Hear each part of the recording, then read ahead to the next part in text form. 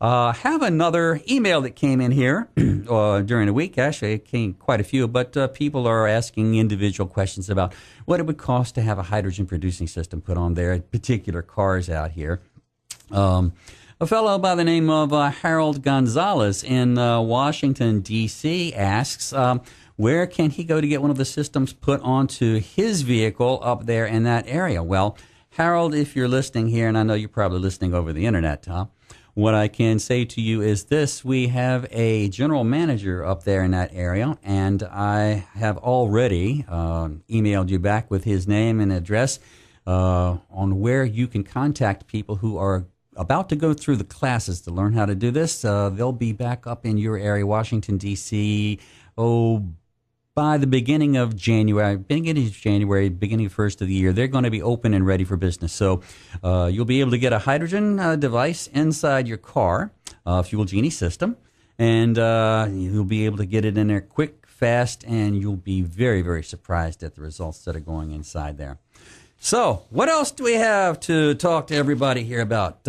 Somebody asked me the other day about fuel additives, these things you could buy in AutoZone and Quest Auto, things like that.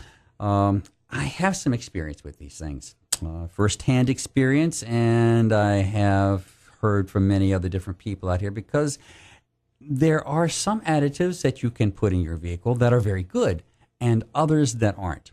The ones that are good have nothing to do with gasoline. These are additives that you don't put into the gasoline. You actually put them into the oil, to the crankshaft of your engine. And they are ceramic in nature. What happens is, with the heat and the temperature inside there, it goes into the oil and mixes around with the oil, and there are like tiny microscopic little glass fibers, ceramic fibers inside of this.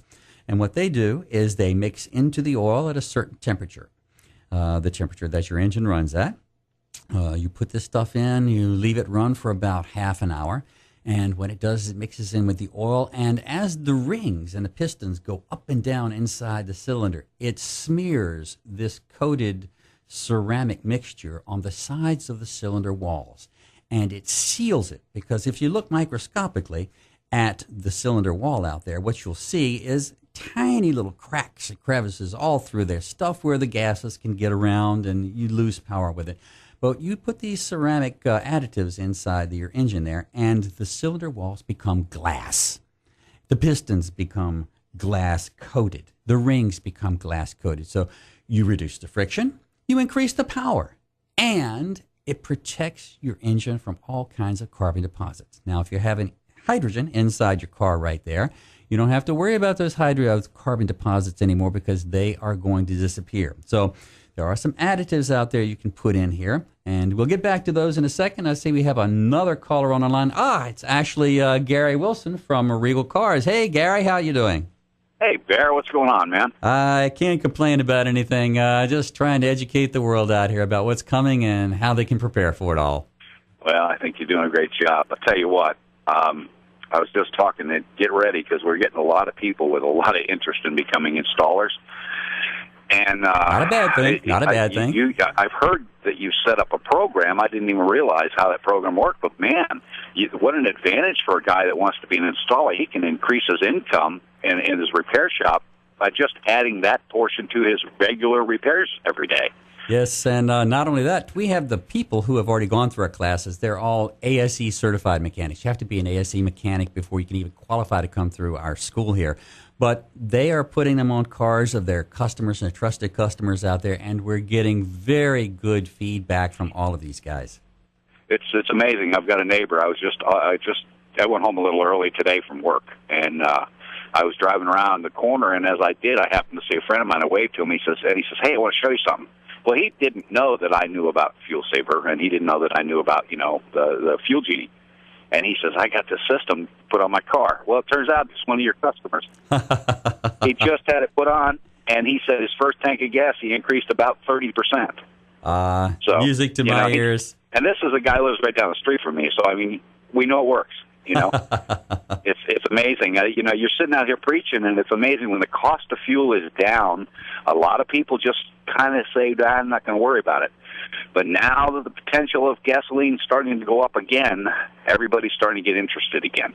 And it's just we need to do what's right. We need to do what's good for our economy and also our ecology. I mean, these things cut your emissions down almost nothing, don't they? Oh, they absolutely do. We're getting ready to put this up on our website here. We actually have a videotape of a 5-gas analyzer. Where we put this little rod, stick it up the tailpipe right there, and we ran the engine. You can see the meter on there. No editing, no nothing, just not really smooth, no, because it's raw tape.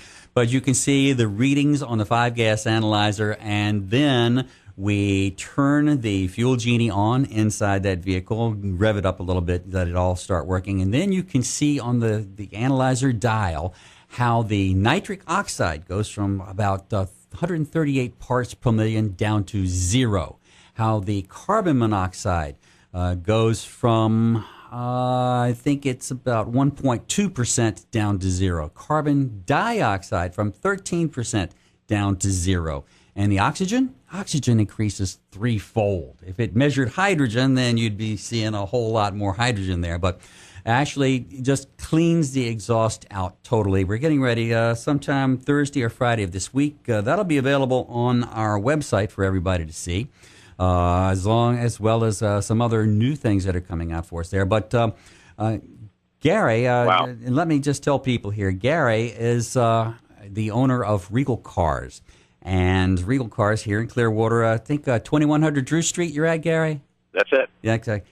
Gary is right on the corner, northeast Coachman and Drew Street. Northeast Coachman and Drew Street. A lot of people don't realize this, but Gary is right now the first automobile dealership that actually has cars on the lot with these fuel-saving devices in there, hydrogen devices in there. And if you want to go there and purchase a car from him, they will install it for you free. You don't pay for the installation. You pay for the device itself, but no installation. He'll pick up the installation. He's really you're really a nice guy by doing that. You know, it's not only a good Well, you know thing. what? The funny thing, I was reflecting back. I don't want to take all your time here. I know you got a radio show to do, but I've been in the business 35 years. And back in the year when we did emissions here in the state of Florida, I would have to say that 3 out of 10 cars that I bought would not pass emissions. Only because of maybe a catalytic converter that wasn't working properly or whatever it was that was on there that was not running. It was running poorly, whatever. And it would fail emissions, and, of course, the state got $15 every time it failed. So they really didn't want you to pass because, obviously, the more it failed, the more money they make. And that's my perspective. That's not really true, but it's the way I looked at it. But if we'd had fuel genies then, we could have put them on the car, and every car would have passed. Wow.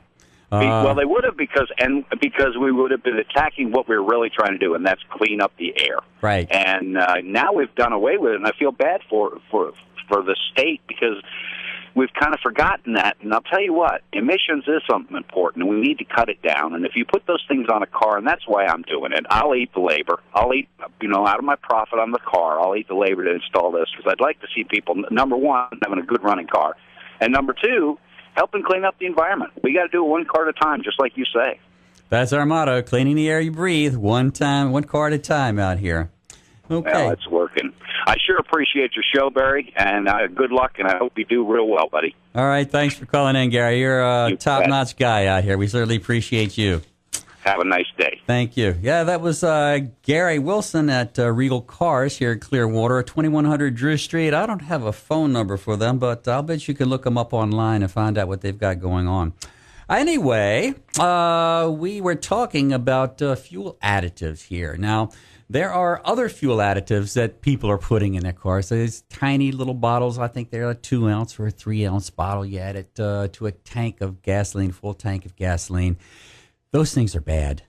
Do not, in my opinion, those things are bad. Do not put them in. And I'll tell you why I think they are bad. Those fuel additives all contain acetone. Acetone is a chemical that's out here. You probably know acetone. Women, I'm sure you know acetone. That's a fingernail polish remover. Yes, indeed. You guys know it because it takes, if you pull like a Scotch tape off a window or something like that, and and you leave that little sticky mastic that's the remains of that on the window right there. You can take acetone and a paper towel and just wipe over top of it, and it just dissolves all of that. Well, it does the same thing in your engine and your fuel lines and everything else. It's not so much that it really destroys your engine. No, it doesn't do that. It's a little bit more insidious.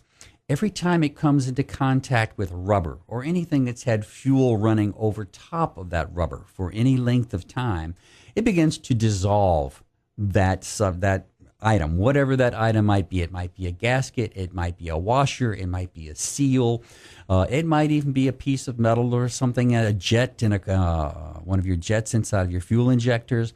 Those things get clogged up too after a while, and the acetone will definitely clean those things out. But when it cleans them out, acetone can leave that gunk that's left on there in little tiny clumps, little tiny balls.